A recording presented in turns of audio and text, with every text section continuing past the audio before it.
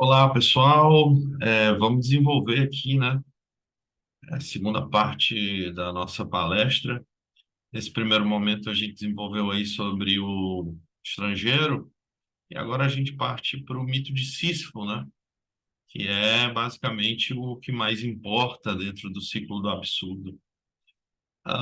Eu não vou falar sobre Calígula e o Mal-Entendido, né, porque são peças teatrais e a análise e leitura acerca delas, há disponibilidades aí no YouTube, basta vocês procurarem Calígula, GEAC ou Mal Entendido GEAC, lives, coisas do tipo. Eu acho que isso é interessante para que vocês tenham uma ideia geral sobre a obra. Mas se debruçar sobre elas dentro do ciclo do absurdo, eu posso até estar falando uma heresia, eu não acho tão importante quanto o estrangeiro e o mito de Sísifo, tá? É, eu acho que são obras boas, né? Que demonstram, por exemplo, a questão do absurdo numa certa prática, mas que elas não são efetivamente tão necessárias, né? Eu acho que o ciclo do absurdo pode se compreender muito mais com o estrangeiro e o mito de Sísifo do que com o Calígula seguido de um mal entendido, tá? Ou equívoco. Então a gente parte aqui para o mito de Sísifo, tá? Mito de Sísifo, livro, tá? Do Albert Camus. Ele está dividido, basicamente o Camus dividiu o mito de Sísifo em quatro partes. A primeira delas se chama Um Raciocínio Absurdo, que compreende quatro subcapítulos: o absurdo e o suicídio, os muros absurdos, o suicídio filosófico e a liberdade absurda. O capítulo seguinte é O Homem Absurdo, que está dividido em três partes: o Dom Juanismo, a comédia e a conquista. Na terceira parte, nós temos a criação absurda, que compreende filosofia e romance, Kirillov e a criação sem amanhã. A última parte do livro é o próprio mito, chamado Mito de Sísifo, que explica o mito, né, aqui na perspectiva do Camus. O que nos é interessante aqui nesse momento principal não é nem falar sobre toda a obra, sobre o homem e sobre a criação, mas falar efetivamente para vocês sobre o início, sobre o raciocínio. Aqui é extremamente preciso e necessário que nós utilizemos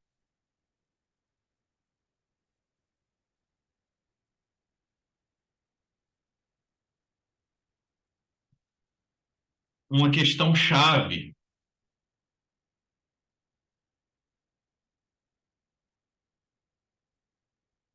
que é efetivamente falar o que é o absurdo. E basta que nesse momento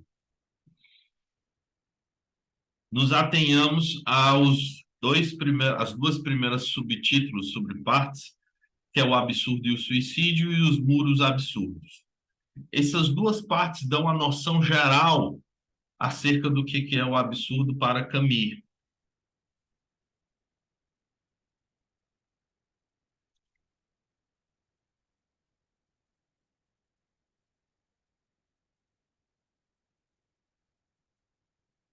No absurdo e o suicídio, o Camus já começa nos perguntando, nos dizendo que só existe um problema filosófico realmente sério, que é o suicídio. Julgar se a vida vale ou não a pena ser vivida é responder à pergunta fundamental da filosofia. Então, essa é a preocupação que se apresenta, né, aí para Camus.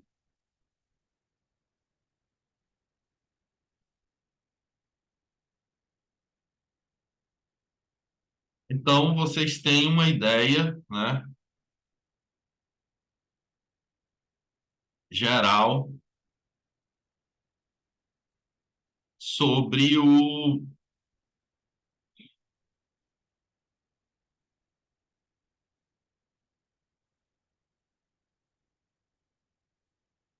Vocês têm uma ideia geral sobre qual é o problema que o Camus considera sério. A vida. O suicídio, antes de mais nada, é definir de fato se nós continuemos a nossa existência ou não. Findar a nossa própria existência, né, é um ato em que definitivamente a gente vai ter aí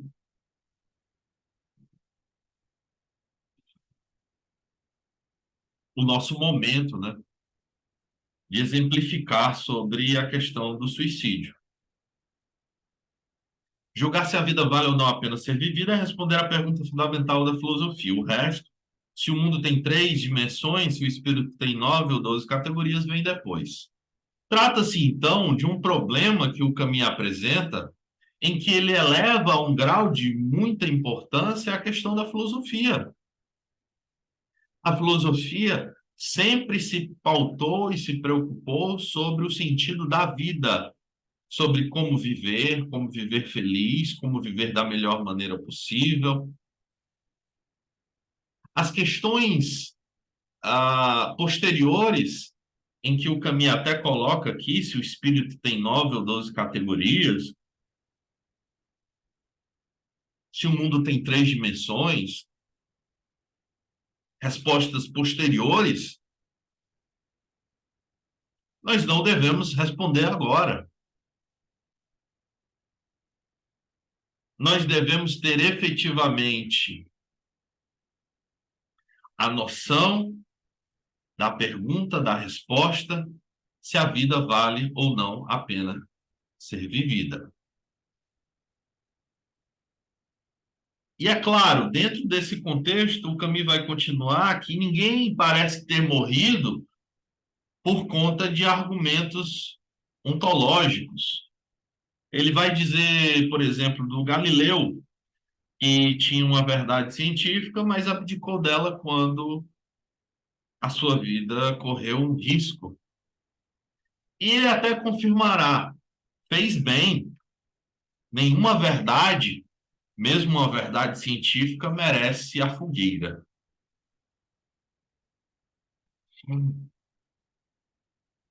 Então, é claro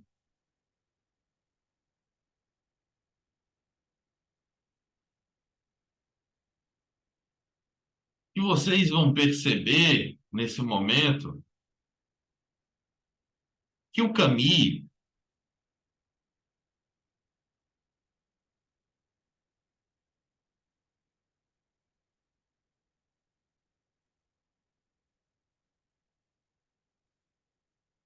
efetivamente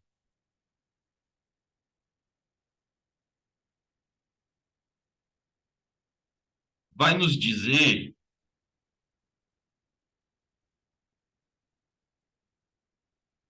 que é necessário encontrar o equilíbrio entre a evidência e o lirismo, que permite acender ao mesmo tempo a emoção e a clareza. O acesso efetivo, por assim dizer, das questões em torno da emoção e da razão.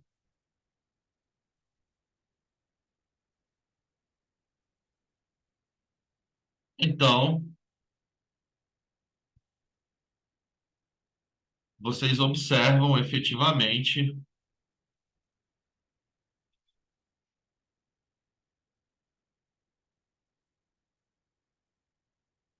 vocês efetivamente percebem o quanto essa questão da existência, da vida, ela é importante para o Camus. Ele vai claramente diversificar, ele vai efetivamente diversificar que essa questão em torno do surgimento do pensamento em relação ao suicídio vai nos colocar em uma situação extremamente delicada que envolve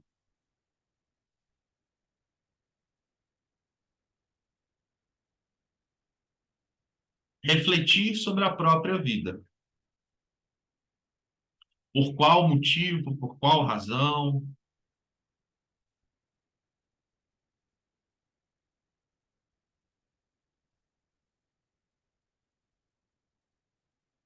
pensar é começar a se atormentar, ele dirá.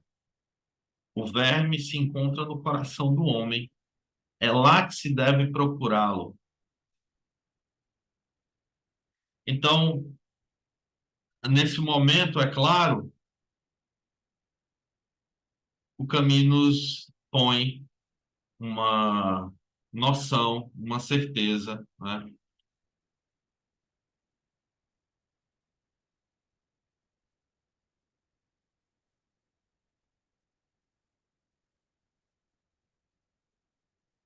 Uma certeza em torno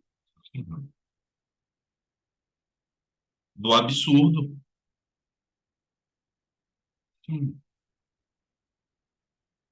Matar-se, em certo sentido, é como no melodrama confessar. Confessar que fomos superados pela vida ou que não a entendemos. Então, de certa forma, o que se apresenta para nós nesse momento efetivo é que a vida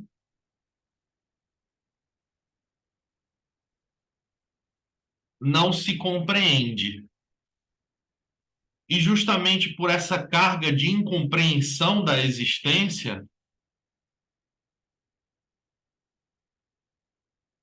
de não superar, é que se responde ou poderá se responder de alguma maneira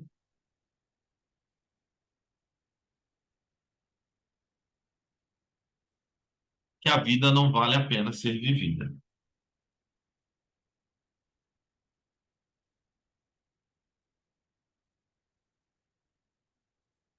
Viver naturalmente nunca é fácil.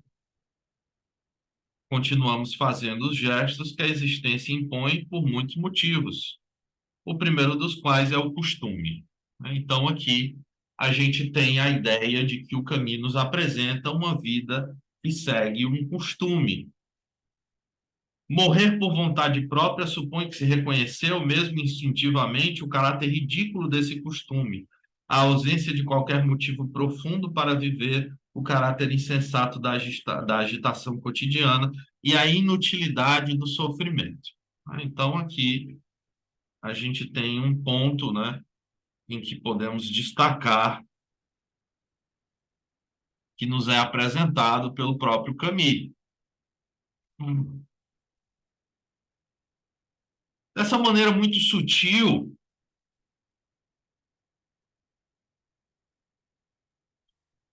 o Camus dirá que o mundo que se pode explicar, mesmo com raciocínios errados, é um mundo familiar, mas no universo repetidamente privado de ilusões e luzes, pelo contrário, o homem se sente um estrangeiro.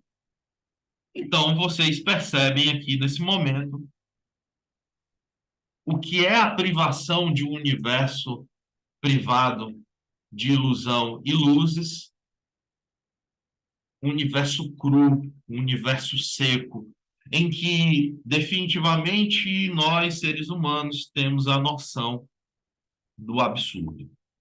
É um exílio sem solução porque está privado das lembranças de uma pátria perdida ou da esperança de uma terra prometida. Esse divórcio entre o homem e sua vida, o ator e seu cenário, é propriamente o sentimento do absurdo. E como todos os homens sadios já pensaram no seu próprio suicídio, pode-se reconhecer, sem maiores explicações, que há um laço direto entre o sentimento e a aspiração ao nada. Todos nós, de alguma maneira, já pensamos na nossa própria aniquilação. O tema desse ensaio é justamente essa relação entre o absurdo e o suicídio, a medida exata que o suicídio é uma solução para o absurdo. Pode-se postular, a princípio, que as ações de um homem que não trapaceia devem ser reguladas por aquilo que ele considera verdadeiro. A crença no absurdo da existência deve, então, comandar a sua conduta.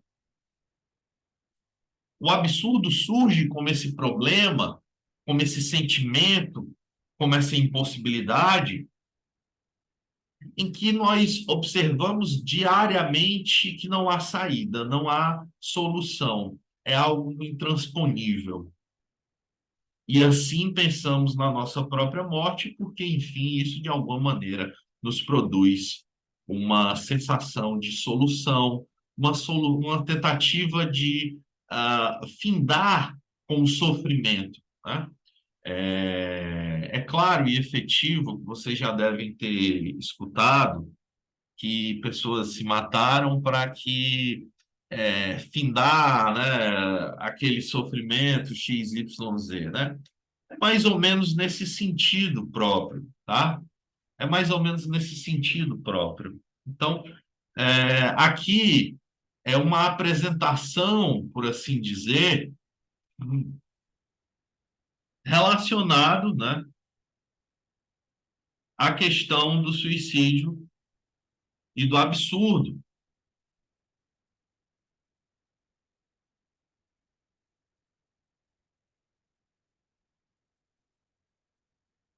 O absurdo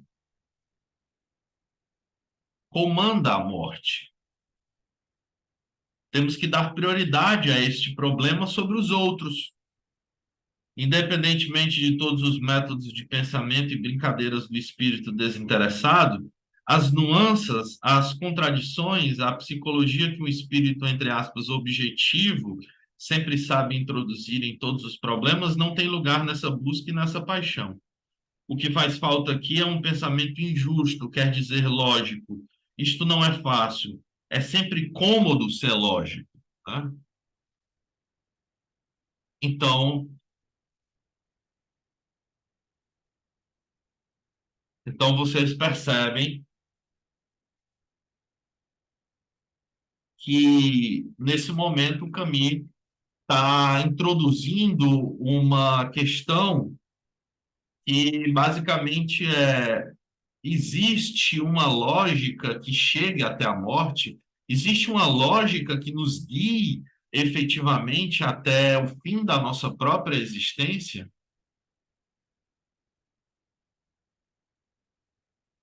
Isso é uma coisa que nós vamos observar posteriormente no Calígula, tá?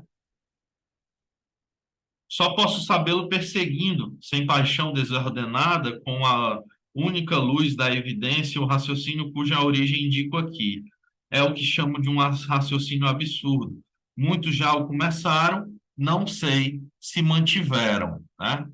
Então, é, para o Camus se apresenta nesse momento uma situação em que muitos, de alguma maneira, perseguiram ou desistiram no meio do caminho. Não se sabe efetivamente se muitos conseguiram chegar até esse momento do pensamento tão árido e tão desprovido de situações, de certezas.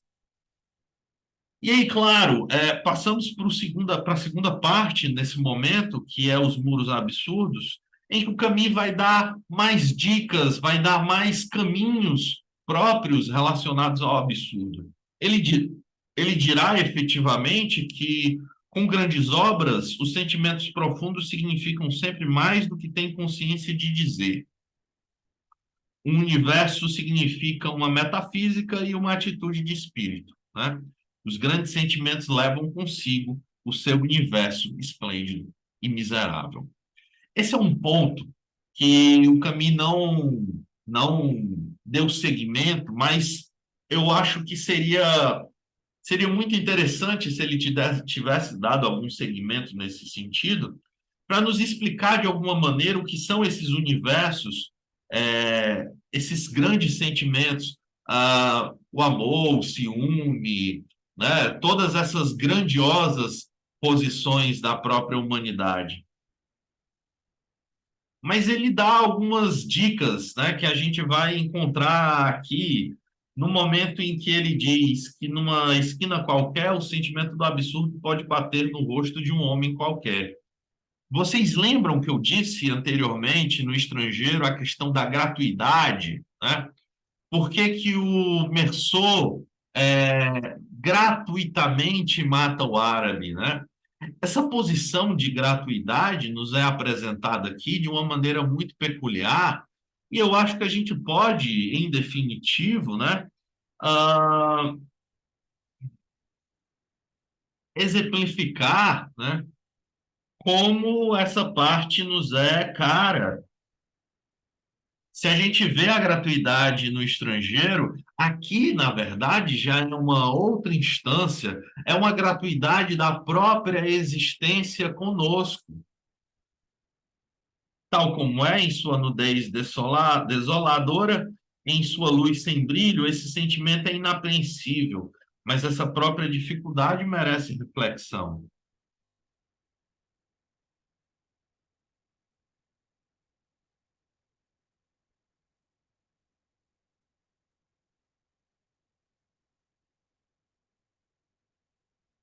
Então,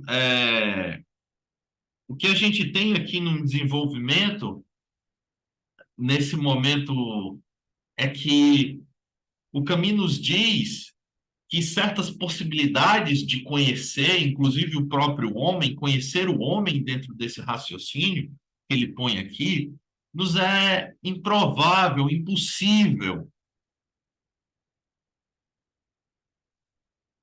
Um homem permanece eternamente desconhecido para nós e que nele há sempre algo de irredutível que nos escapa. Nós nunca conseguimos conhecer o homem. Nós sempre estamos atrás desse conhecimento.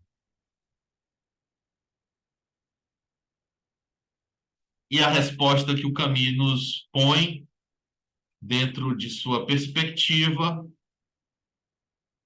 é que o método aqui definido confessa a sensação de que todo conhecimento verdadeiro é impossível. Só se pode enumerar as aparências e apresentar o ambiente.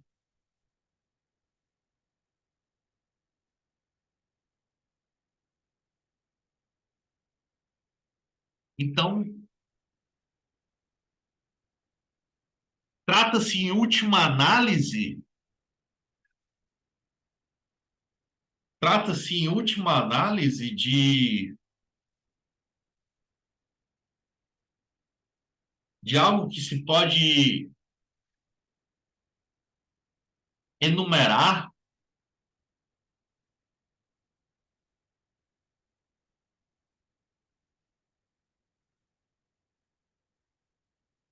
algo que se pode enumerar, observar, ver, e ainda assim essa coisa que nós podemos ver, observar, enumerar, nós não conseguimos saber de fato o que é. O método aqui definido confessa a sensação de que todo conhecimento verdadeiro é impossível.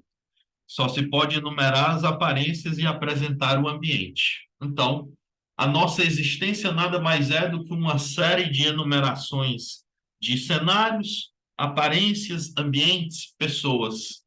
Eu só posso, de alguma maneira, exemplificar essas coisas.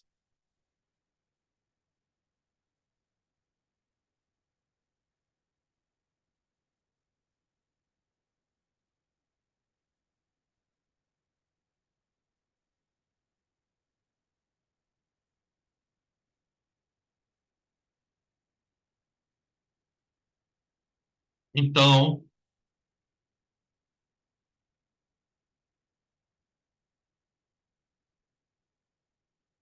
então vocês percebem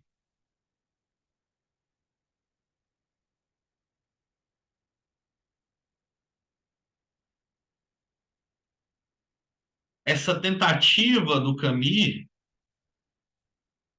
de mostrar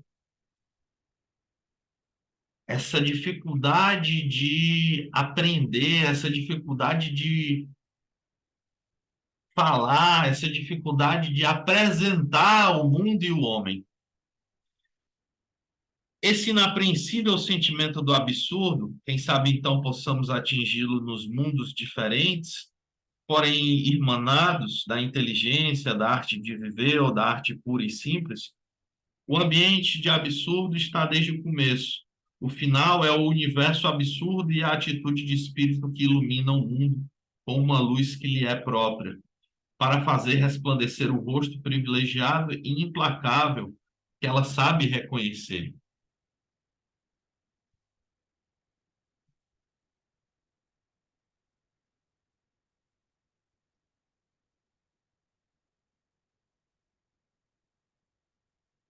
Então, efetivamente, vocês percebem a impossibilidade.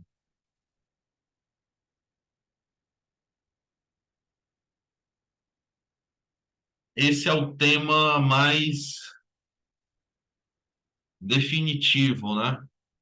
A impossibilidade. Essa impossibilidade que nos é apresentada nesse momento, ela faz efetivamente com que a nós tenhamos uma atitude agora diferente em relação ao absurdo. Lembrem-se, nós já sabemos que nós não podemos vencer o absurdo. O que o Camus apresenta nesse primeiro momento aqui em relação ao absurdo é somente isso, uma apresentação. De alguma maneira, ele quer que nós, seres humanos, tenhamos a consciência do absurdo, porque, segundo ele, nós não temos consciência do absurdo, porque nós vivemos na rotina. Nós vivemos na lassidão. E a questão que envolve esse ponto é que o Camus vai dizer que cenários desabarem é coisa que acontece. Acordar, ônibus, 4 horas na fábrica ou no escritório, almoço, ônibus, 4 horas de trabalho, jantar, sono, segunda, terça, quarta, quinta, sexta, sábado, no mesmo ritmo, mesmo percurso, que transcorre sem problemas a maior parte do tempo. Um belo dia, surge o porquê, e tudo começa a entrar numa lassidão tingida de assombro. Vocês já se perguntaram alguma vez por quê?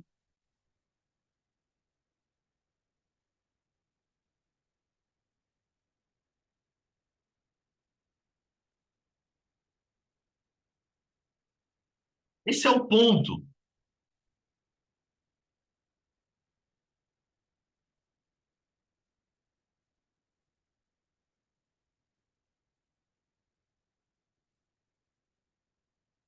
Por que que essa questão nos é tão cara?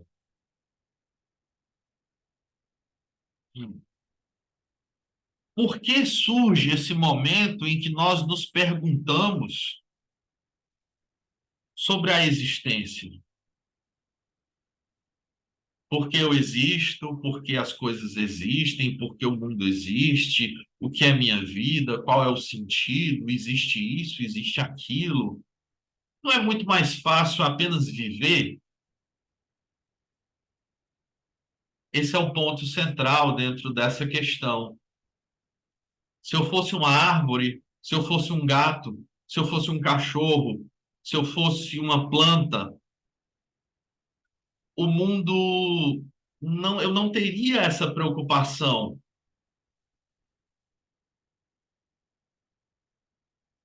Aí mora a grande questão. Eu faria parte do mundo. Como eu não faço parte deste mundo, como eu sou estrangeiro nesse próprio mundo, tudo me é estranho. Uma pedra é estranha, o silêncio dos céus é estranho.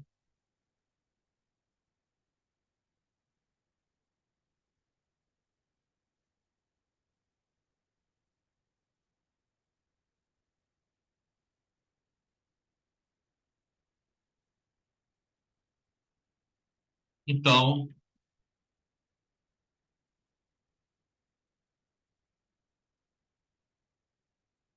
então vocês percebem aqui que o absurdo se apresenta nesse momento para vocês, porque agora vocês devem estar pensando milhões de coisas sobre a existência. A lassidão está ao final dos atos de uma vida maquinal, mas inaugura ao mesmo tempo um movimento de consciência. Ela desperta ou provoca sua continuação. A continuação é um retorno inconsciente aos grilhões, ou é o despertar definitivo. Pasmem, há pessoas que descobrem o absurdo, que têm a tomada de consciência em relação ao absurdo, e mesmo assim continuam vivendo as suas vidas de forma mais absurda possível. Incompreendam, é a maioria das pessoas.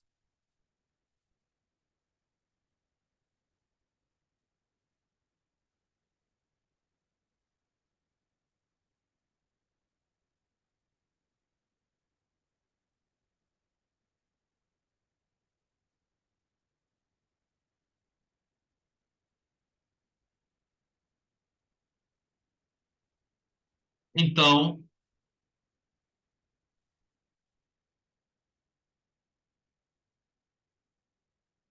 nos é apresentado nesse momento duas perspectivas, depois que nós temos a tomada de consciência em relação ao absurdo: o suicídio ou o restabelecimento. Se suicidar é, como eu disse anteriormente, como Camille disse anteriormente, confessar que a vida não vale a pena ser vivida, que fomos superados pela própria existência e tudo mais. Restabelecer é o ponto principal. O restabelecimento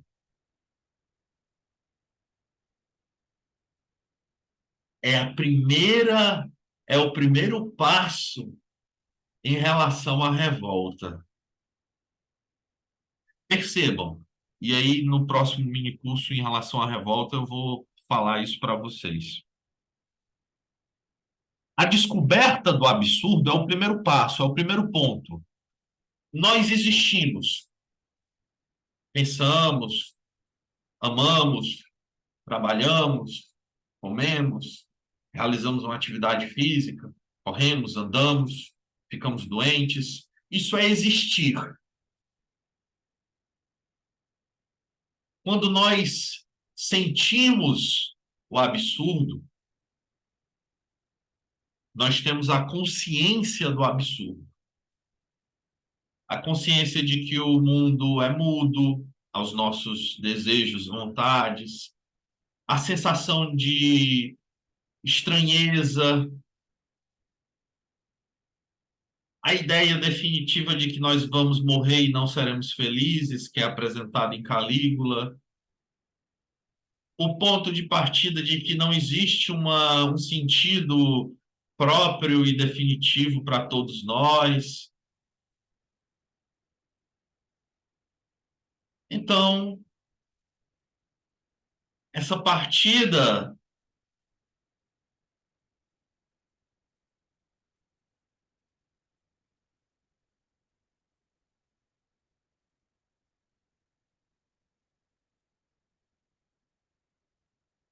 essa partida que nos é dada,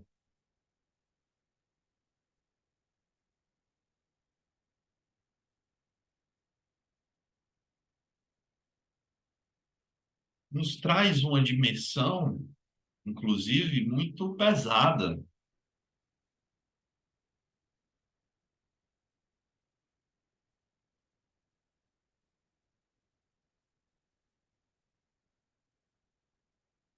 E é isso, né? É a vida que não é fácil.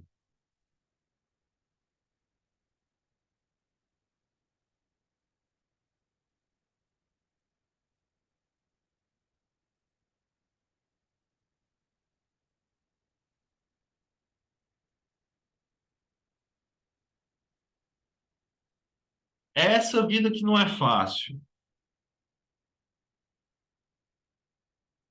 mas que nos oferece definitivamente um caminho, uma jornada que pode ser bonita. O convite que o Camus faz aqui no mito de Sísifo não é o convite para o suicídio, não é o convite para a morte. Ao contrário, é o convite para a verdade. Dentro da filosofia de Camus, o ponto principal é que existe um momento em que a nossa existência já não mais existirá. As religiões, obviamente, prometem, através da fé, vida eterna, outra vida, reencarnação e tudo mais.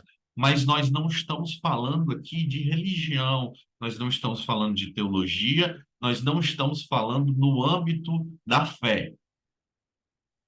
Nós estamos falando no âmbito limpo e seco da filosofia e da existência. Isso vocês precisam ter a dimensão agora, porque pode parecer uma uma proposta ateísta, pode parecer uma proposta hedonista, pode parecer uma proposta egocêntrica. Na revolta, eu vou explicar algumas posições, alguns pontos. Eu acho que é interessante para vocês terem essa noção de que ir contra a existência que nós temos por achá-la injusta não é no sentido próprio de uma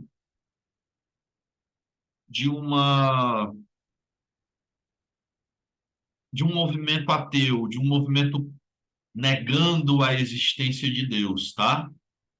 Muito pelo contrário, muito pelo contrário. Essa experiência que nos é dada através da existência, existir, tem um tempo. Pode ser hoje, amanhã, depois, próximo mês, próxima semana. E o caminho vai dirá. O caminho dirá. Da mesma maneira, em todos os dias de uma vida sem brilho, o tempo nos leva, mas sempre chega uma hora que temos de levá-lo. Vivendo no futuro, entre aspas, amanhã, mais tarde, quando você conseguir aquele emprego, com o tempo você vai entender. Estas inconsequências são admiradas, porque, afinal de contas, trata-se de morrer. Chega o dia em que o homem constata ou diz que tem 30 anos, afirma assim a sua juventude, mas no mesmo movimento situa-se em relação ao tempo, ocupa nele o seu lugar, reconhece que está num certo momento em que uma curva, né, que admite precisa percorrer. Pertence ao tempo e reconhece seu pior inimigo nesse horror que o invade. O amanhã, ele ansiava o amanhã, quando tudo em si deveria rejeitá-lo. Essa revolta da carne é o absurdo. Um grau mais abaixo surge a estranheza, perceber que o mundo é denso. Interver a um ponto uma pedra é estranha, irredutível para nós, com que a intensidade e a natureza numa paisagem pode se negar a nós. No fundo de toda beleza jaz algo de desumano. E essas colinas, a doçura do céu, esses desenhos de árvores, eis que no momento, no mesmo instante, perdem o sentido ilusório com que revestimos. Agora mais longínquos que um paraíso perdido, a hostilidade primitiva do mundo através dos milênios remonta até nós. Por um segundo não o entendemos mais, porque durante séculos só entendemos nele as figuras e desenhos que lhes fornecíamos previamente, porque agora já nos faltam forças para usar este artifício. O mundo nos escapa porque volta a ser ele mesmo, o mundo. Lembrem-se, figuras e desenhos é a forma humana de pôr o homem no mundo. O traço humano é muito forte, é muito pesado. Nós sempre, sempre vamos querer impor a nossa humanidade no mundo. Então, aí, efetivamente, traz um momento muito próprio que é esse descolamento, né? Que eu disse para vocês em relação ao homem e ao mundo.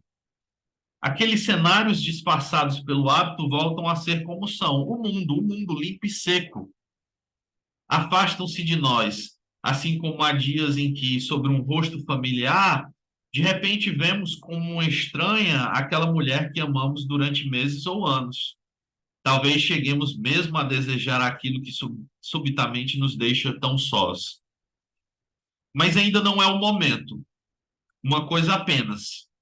Essa densidade e essa estranheza do mundo, isto é o absurdo. Então vocês percebem que o absurdo não se esgota em possibilidades.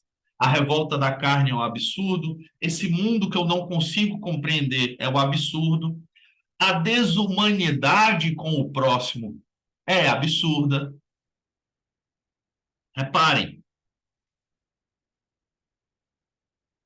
os homens também segregam a desumanidade. Não é só o mundo que segrega a desumanidade, os próprios homens também o fazem. Em certas horas de lucidez, o aspecto mecânico de seus gestos, sua pantomima desprovida do sentido, torna estúpido tudo o que os rodeia. Um homem fala ao telefone através de uma divisória de vidro, não se ouve o que se diz, mas vemos sua mímica sem sentido. Pergunta-nos por que ele vive. Esse mal-estar diante da desumanidade do próprio homem, isso é absurdo. Chego por fim à morte e ao sentimento que ela nos provoca. Vocês já pararam para pensar o quanto a morte nos é estranha, mas o quanto nós tentamos deixá-la familiar? Histórias, momentos, filmes, tudo que você imaginar de alguma maneira tem um toque sublime em relação à morte. Sobre esse ponto já foi dito tudo, e o que mais decente é resguardar-se do patético. Mas é sempre surpreendente o fato de que todo mundo viva como se ninguém, entre aspas, soubesse. Isto se dá porque, na realidade, não há experiência da morte. De fato, eu não tenho experiência sobre a morte, né? Somente o que os outros dizem da morte, mas eu não tenho. Eu não tenho a experiência. Aqui pode-se falar, no máximo, da experiência da morte alheia, da morte do outro. Esta é um sucedâneo, uma opinião que nos nós nunca ficamos convencidos, né?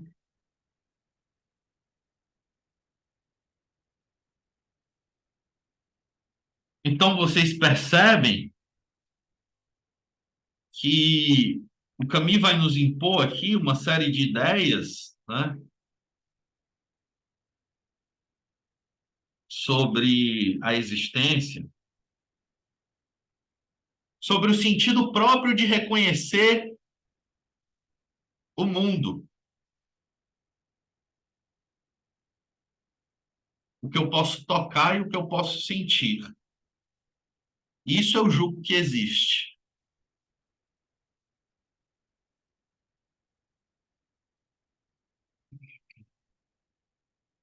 Para me dirá, posso desenhar um por um todos os rostos que ele costuma assumir.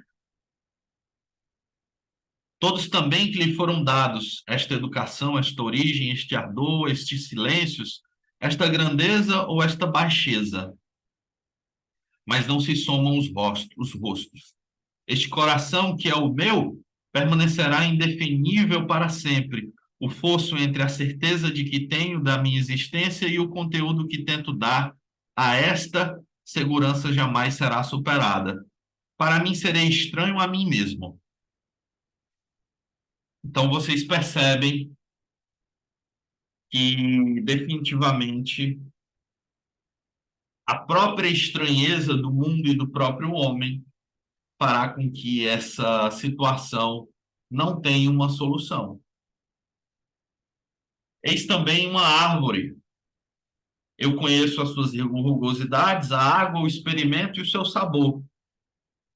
Esses aromas de erva, estrelas, noite, certas noites em que o coração se distende, como poderia negar esse mundo cuja potência e cujas forças experimento? Apesar de estranho o mundo, eu não posso negá-lo. Mas toda a ciência desta terra não me dirá nada que me assegure que este mundo me pertence, ou que eu faço parte dele.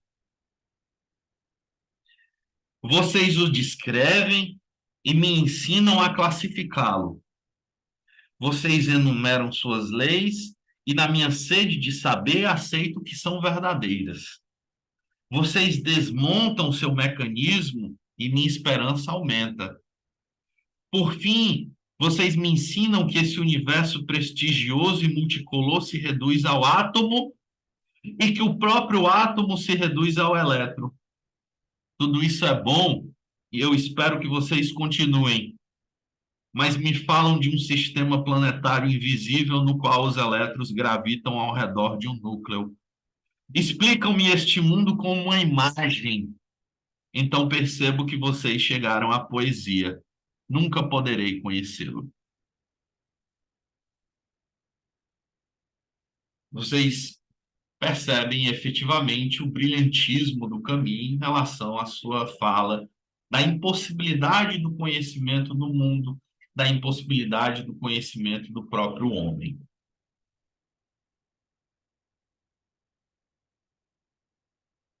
E aí eu findo a nossa palestra com dois momentos aqui. O primeiro deles é quando o Camus diz que a inteligência também me fala, à sua maneira particular, que o mundo é absurdo. Seu contrário, que é a razão cega, prefere pretender que tudo está claro. Eu esperava provas e desejava que ela tivesse razão. Mas apesar de tantos séculos pretensiosos e acima de tantos homens eloquentes e persuasivos, sei que isto é falso. Nesse plano, pelo menos, não há felicidade se eu não puder saber. Essa razão universal, prática ou moral, esse determinismo, essas categorias que explicam tudo, fazem um homem honesto dar risada. Não tem nada a ver com o espírito. Negam sua verdade profunda, que é a de estar acorrentado. Nesse universo indecifrável e ilimitado, o destino do homem ganha doravante seu sentido. Uma multidão de irracionais se ergue para rodeá-lo até o fim. Em sua clarividência recuperada e agora ajustada, o sentimento do absurdo se esclarece e torna-se mais preciso. Eu dizia que o mundo é absurdo, mas ia muito depressa. Este, porém, não é razoável em si mesmo, eis tudo o que se pode dizer. Porém, o mais absurdo é o confronto entre o irracional e o desejo desvairado de clareza, cujo apelo ressoa no mais profundo do homem. O absurdo depende tanto do homem quanto do mundo. Por ora, é o único laço entre os dois. Ele os adere um ao outro, como só o ódio pode juntar os seres. Então, nesse momento, vocês percebem que o absurdo nada mais é do que essa relação tóxica, doentia entre o mundo e o homem, que não findará porque nós existimos, que não tem solução porque nós vivemos. O que fazer para viver bem? O que fazer, que atitude tomar para que essa existência seja, no mínimo, saudável, paulativamente? Aí, Camus nos dirá que existe uma maneira,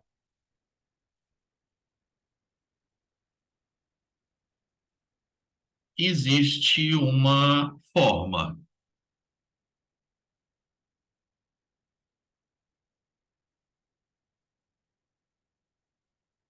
que é a revolta. A revolta como uma posição definitiva para a existência. Não que nós iremos superar a existência, sermos imortais, não morrer, etc. e tal. Mas, como seres mortais, não sermos tão humilhados. Esse é o ponto principal que o Camus agora vai trabalhar a partir, depois de Calígula, no seu movimento chamado movimento de revolta. E aí, no próximo curso, que eu acho que vai ser no próximo mês, a gente vai definir, próximo curso, próxima palestra, próxima fala, nós vamos definir a questão da revolta, e aí nós vamos trazer elementos presentes no ciclo da revolta, em A Peste, Os Justos e O Homem Revoltado, tá? Talvez, é muito provável que eu vá trabalhar com vocês só A Peste e O Homem Revoltado e não vá trabalhar Os Justos, porque o Justus ele tem uma parte muito política, teórica, uma parte muito política, que envolve também a parte política dentro do Homem Revoltado, e eu acho que não é. A gente não vai trabalhar toda essa parte, eu acho que a gente vai trabalhar só a parte mais da filosofia da existência, tá? Então, fiquem atentos, próximo mês a gente tem aí Albert Camus e a Revolta, tá? A gente encerra por hoje essa palestra Albert Camus e o Absurdo. Espero que vocês tenham gostado. Peço desculpas pela demora, né? Mas situações acontecem. Um forte abraço, tá? E realizem as inscrições para o próximo, tá? Tchau, tchau, pessoal. Até mais.